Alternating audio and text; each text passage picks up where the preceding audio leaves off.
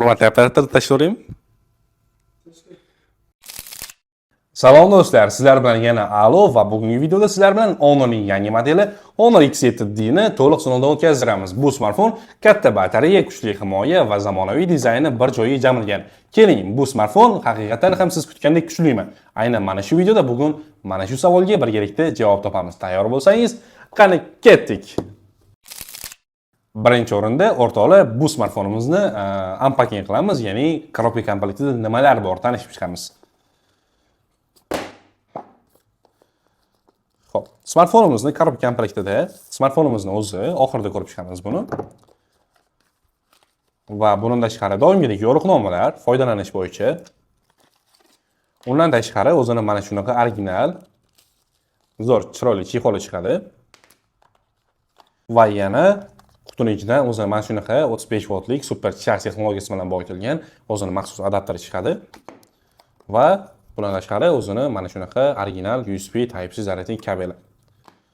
Endi smartfonimizga o'tadigan bo'lsak, aynan bu korobkamizda bizda Honor'ning black, ya'ni qora rangi bor. Ko'rishingiz mumkin, juda ham zo'r. Smartfonimiz chiroyli tarzda ishlangan va endi bu smartfonni bir qancha ma'lumotlarni, buni funksiyalarini ko'rib chiqamiz. Honor X7D seriyamizda birinchi taassurot bizda smartfon 3 xil rangdan tashkil topgan, ya'ni bular Desert Gold, Meteor Silver va qo'limda turgan Velvet Black ranglarida yana 3 xil rangdan tashkil topgan.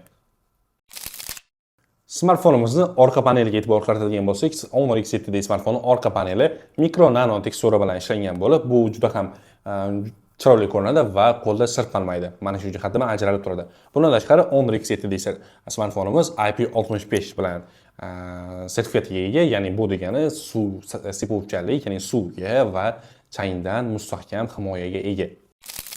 Bundan tashqari Honor X7D smartfonimiz SGS tomonidan 5 yulduzli drop va compression testdan o'tgan. Bu degani smartfon juda ham bardoshli.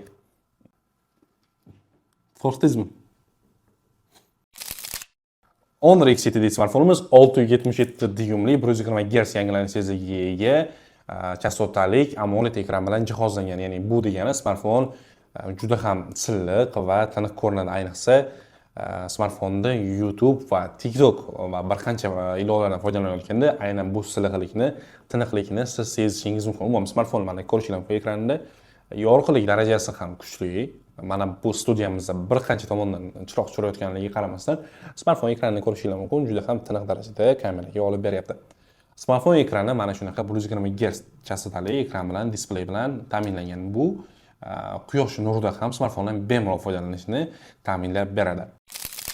Honor X7D smartfonimizda protsessor va unumdorlik darajasi qanday? Smartfon Snapdragon 6S Gen 3 ni qo'llab-quvvatlaydi, ya'ni bu smartfondan o'rta foydalanuvchilar uchun va bir qancha mukammal ishlarni bajaruvchilar uchun smartfon juda ham operativkasi, ya'ni xotirasi, protsessori ideal deya ayta olaman. Bundan tashqari smartfonimiz xotira variantlari 8 GB RAM va 256 GB saqlash xotirasiga ega.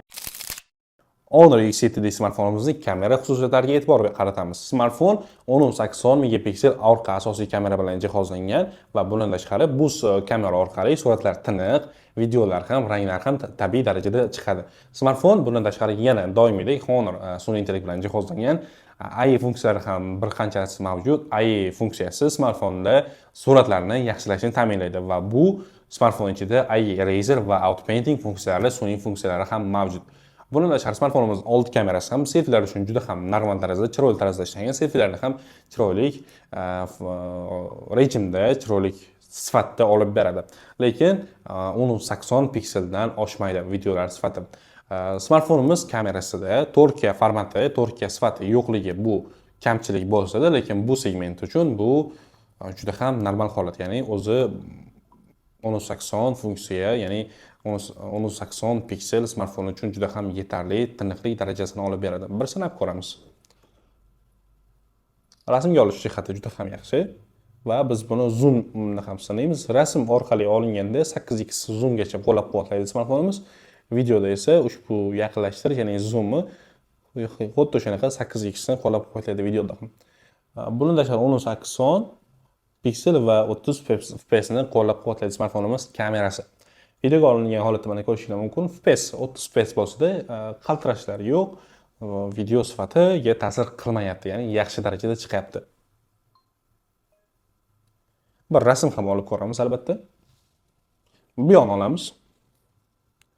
1 daqiqa.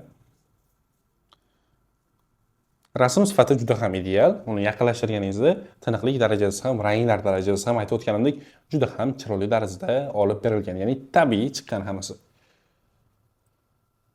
Bu yoqda ko'rishingiz mumkin yuborish, favorite ya'ni yoqtirganlarga saqlash va iEdit ya'ni sun'iy intellekt yordamida nima qilish. Magic Retouch'ni bosganingizda siz smartfonni mana shu rasmni sun'iy intellekt yordamida suratlaringizni yaxshilashiniga guvohi bo'lishingiz mumkin.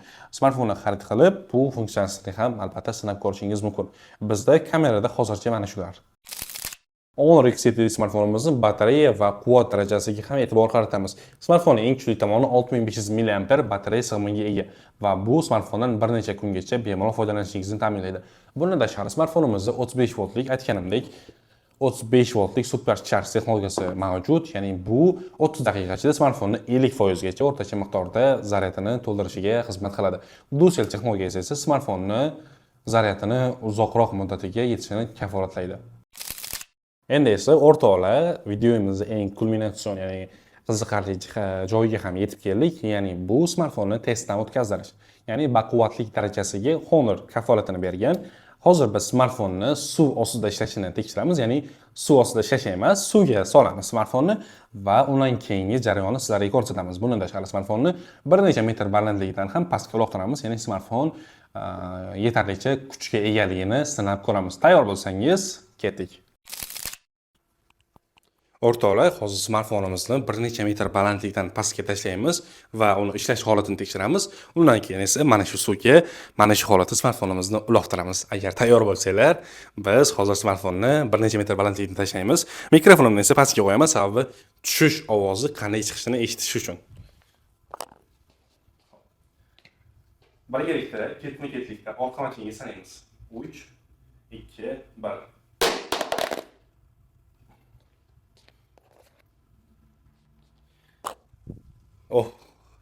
Holati ideal darajada. Shaxsan men ishlatadigan smartfon ekan, sababi mana ishlashini ko'rishingiz mumkin. Hech qanaqa muammo bo'lgani yo'q. Kameralarda ham muammosi yo'q. Mana orqa qismiga bitta e'tibor qaratasizlar. Umuman sinish yoki qirilish degan narsani smartfonda ko'rmayapman. Ba'zi bir nima desa bo'ladi, xalq tilida aytganda, ochiqchasiga aytganda, asabiy odamlar bor oramizda, shaxsan o'zimga o'xshagan, mana ham ozgina asablarim joyida emas. Ba'zilarda smartfon tushib ketishi bor yoki qanaqadir muammo bo'ladi, har xil joyda ishlaydiganlari bor. Aynan smartfon ishlatish uchun juda ham qulay, ya'ni tashib yuborishda mana ko'rdinglar hozir. Umuman muammo bo'lmadi. Hozir esa endi buni suvga solib ishlatib ko'ramiz. Juda ham hayajondaman to'g'risi, chunki qanaqa bo'lishini o'zim ham bilmayman, sababi birinchi marta bu eksperimentni o'tkaziryapman. Agar tayyor bo'lsanglar, smartfonimizni mana shu holatda suvga tashlaymiz. Hurmatli operator, tashlayveraymi? Tayyor bo'lsanglar, 3 2 1. Wow! Qoyil ekan. Ekranni ko'ringlar. Voy, ishlayapti suvda ham. Juda ham zo'r smartfonimiz, ishlashlari mana sensorlar ishlayapti joyida. Bitta artib bundan yana sensordan foydalanamiz. Yana bir marta tashlaymiz. Hech qilib ishlamay qolmasa bo'ldi. Smartfon tushdi suvga. Suvning ichida smartfonni yoqib ko'ramiz. Mana ishi yondi, ko'rinyapti. Endi olamiz. Suvga juda ham chidamli smartfon. Va shu joyda smartfonni artib yuborishimiz kerak biz. Mana ozgina quritib olaylik. Va smartfonni ishlatib ko'ramiz. Mana ishlashini ko'ringlar, sensorlari hammasi joyida. Muammo bo'lgani yo'q.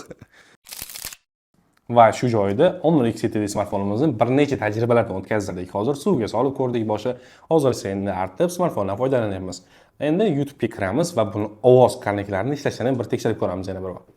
YouTube'ga kirib, misol uchun o'zimizni kanalimizni yozamiz, ya'ni Alo Us. Xo'p, bu yerda ko'rishingiz mumkin, Alo Us birinchida chiqib kelyapti. Agar siz kanalimizga obuna bo'lmagan bo'lsangiz, subscribe tugmasini, obuna bo'lish tugmasini yoki podpiska tugmasini bosib qo'ying. Va biz birorta videoni ovozini eshitib ko'ramiz. Sizga ham shunday telefon kerakmi? Kamerasi zo'r, kuni bo'yi ishlaydi, dizayni esa asl raqibi. Juda ham zo'r. Endi birorta musiqa yoki Tamam, ko'rdinglar, hozir telefonni ovozi qanchalik darajada yaxshi chiqqanini yoki birorta musiqa qo'yish mumkin.